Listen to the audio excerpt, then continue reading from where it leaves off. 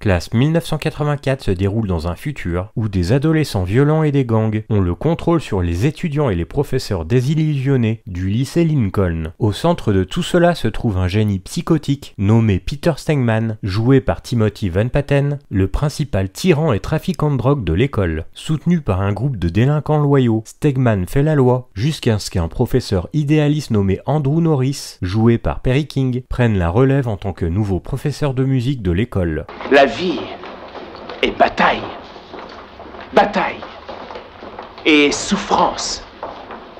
Vous verrez. Vous apprendrez.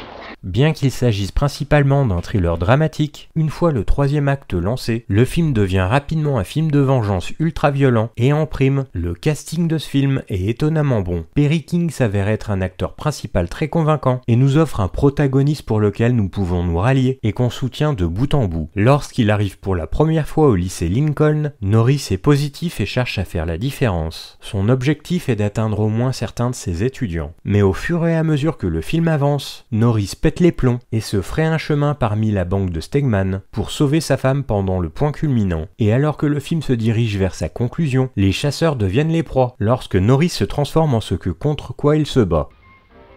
Il n'y a pas un seul de mes salopards, pas un de mes petits morveux qui montre le moindre intérêt pour la biologie.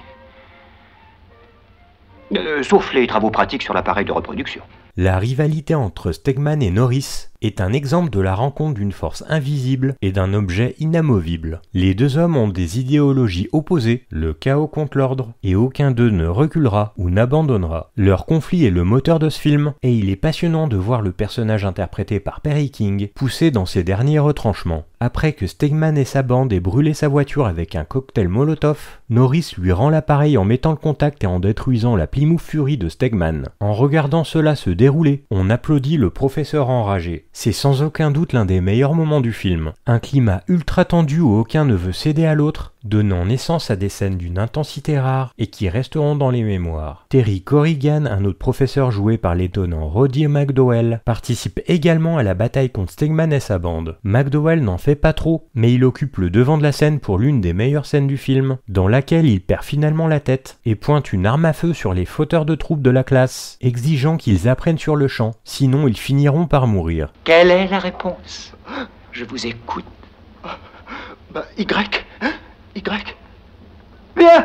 Et que dire de Stegman lui-même? Timothy Van Patten est brillant dans le rôle du principal antagoniste de Classe 1984. C'est en fait un personnage compliqué, dans le sens où il est clairement psychotique, et peut-être même un peu sociopathe, mais il a quelques brefs moments où un peu d'humanité semble transparaître. Il a clairement une lutte intérieure qui se déroule en lui. Cela est particulièrement illustré au début du film, lorsqu'il montre ses talents de pianiste à Norris, en jouant un concerto qui a en fait été écrit et interprété par Van Patten lui-même. Lorsque Stegman exige d'être recruté dans l'orchestre proposé par Norris au lycée, il est presque choquant de le voir apparaître légitimement contrarié après s'être vu refuser une place. Le personnage de Van Patten est également un méchant très calculateur qui connaît le fonctionnement de la loi. Stegman et ses amis sont toujours considérés comme des mineurs, donc la police est très limitée dans ce qu'elle peut faire pour les punir, surtout s'il n'y a pas de preuves ou de témoins. Cela s'avère extrêmement frustrant pour Norris, qui continue d'essayer d'impliquer l'autorité pour finalement voir Stegman et sa bande s'en tirer sans faute et sans blâme. Classe 1984 est une vision noire voire extrêmement nihiliste d'un système éducatif qui n'est plus que l'ombre de lui-même, de la décadence d'une certaine jeunesse, où tout ou presque n'est plus qu'anarchie à la limite de la guerre civile, où une minorité gangrène une majorité. Le fautif de tout ça, l'adulte faisant preuve d'une impuissance et d'un laxisme sans faille. Une police qui défile pour éviter le conflit, des professeurs qui se voilent la face, des parents qui idolâtrent leurs enfants, ne se rendant même pas compte de ce qu'ils sont réellement, des écoles qui sont devenues le terrain de raquettes en tout genre, de vente de drogue et de prostitution, des écoles où sont installés des détecteurs de métaux afin de filtrer et de diminuer le nombre d'armes qui rentrent, une vision des choses qui à l'époque pouvait sembler surréaliste, Mark L. Lester poussant l'idée à l'extrême, mais qui pourtant est bel et bien la réalité de certains établissements sensibles. Encore plus aujourd'hui, beaucoup de lycées aux États-Unis sont équipés de détecteurs de métaux, et ce dernier dépeint son univers de manière froide, renforçant encore plus l'aspect réaliste coulisses de la chose. Le rythme ne faiblit jamais, va même crescendo, avec une montée en puissance atteignant son paroxysme lors du pétage de plomb final du professeur, qui décide de laisser sa morale de côté et de répondre à la violence par la violence. Le film bascule à ce moment-là dans le Vigilant Movie, et Markel Lester ne se refuse rien.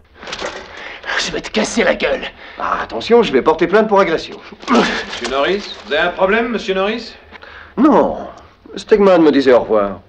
Norris court au secours de sa femme et est battu à plusieurs reprises par les adolescents sadiques, jusqu'à ce qu'il retourne la situation. Un par un, Norris se venge d'eux avec rage, et c'est terriblement brutal. Viol collectif, nudité, violence, torture, c'est froid sans concession et d'une grande noirceur, et clôt en beauté un métrage qui essaie malgré tout de rester un divertissement. Un divertissement coup de poing dans la gueule, mais un divertissement quand même. À noter un tout jeune Michael J. Fox rondouillard et potelé, dans un de ses premiers rôles sur grand écran. C'est un récit alarmiste et réactionnaire qui dresse un tableau assez sombre, mais la réalité est que malgré tous les efforts déployés pour choquer le public, en lui faisant croire le contraire au début et dans le matériel de marketing, seule une très petite minorité d'étudiants est responsable de toute la violence et des autres crimes commis à l'école. Classe 1984 est en fait diffouige dans un contexte scolaire, comme dans ce film il va jusqu'à des extrêmes assez choquants pour justifier les actions tout aussi choquantes du professeur Andrew Norris. Et peut-être de manière troublante, nous sommes avec lui jusqu'au bout. Classe 1984,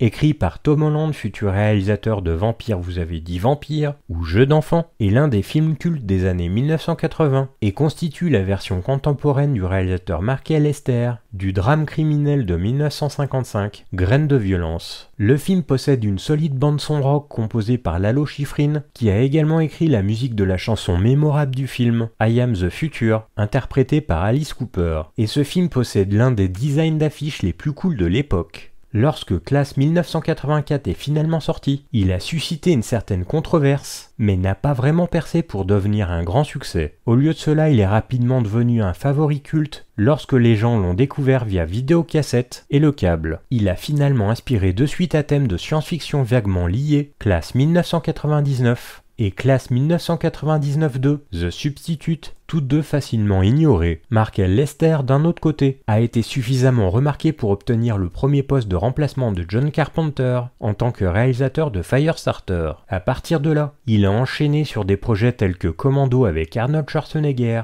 Armé et dangereux, Dans les griffes du dragon rouge et le susmentionné Classe 1999. L'intrigue de cette suite est complètement folle, et cette fois-ci on inverse les rôles. Trois robots enseignants, dont l'un est interprété par Pam Grier, se lancent dans une tuerie quelque peu macabre et sinistrement créative, alors que les élèves deviennent indisciplinés et que le directeur de l'école, joué par Malcolm McDowell, tente d'arrêter tout cela. Classe 1999 a l'air d'être un film très kitsch et tellement mauvais qu'il en devient bon, mais le film est étonnamment bien réalisé. Les effets spéciaux sont pour la plupart convenables, surtout compte tenu des limites de méthode disponibles à l'époque. Des détails apparemment infimes donnent aux cyborgs un peu plus de charme, comme leur sang vert ou leur vision de cible. Parfois, les androïdes tentent de ressembler trop à Terminator au-delà du budget possible, et cela se voit. Dans l'ensemble cependant, il y a beaucoup de travail louable en matière d'animatronique ici, ainsi que des gags géniaux qui sont réussis de manière impressionnante. De plus, la scénographie est excellente, le film réussit à donner à Seattle un aspect terrifiant, sale et dystopique. La ville est presque méconnaissable, dépeinte comme un paysage décrépit. Dans l'ensemble, c'est un film plutôt agréable, qui déçoit uniquement par un scénario peu inspirant, collé sur une intrigue déjà mince. C'est la confrontation finale de cette suite qui fait que le film vaut la peine d'être vu au moins une fois. Bien sûr, il faut être réaliste, il est loin du niveau de Classe 1984.